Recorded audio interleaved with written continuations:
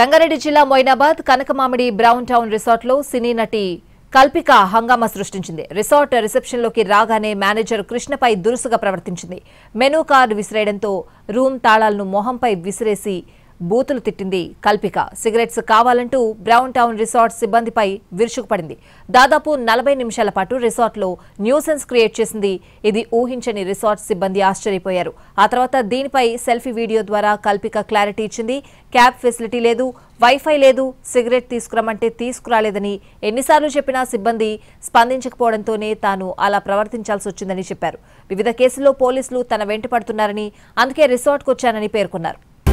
జీవి mall లో చలో చలో kilo kilo Ashadham KG sale. అందం కేజీలో, సౌందర్యం టన్నుల్లో. జీవి మాల్ లో చలో చలో kilo kilo Ashadham KG sale.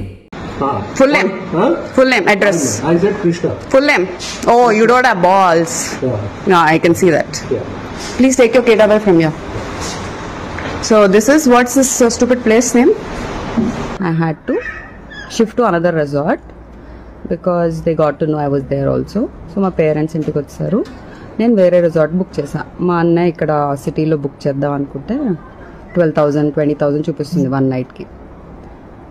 And సరే అని చెప్పి ఈ రిసార్ట్ కొంచెం స్పా ఉంది, మసాజ్ చేసి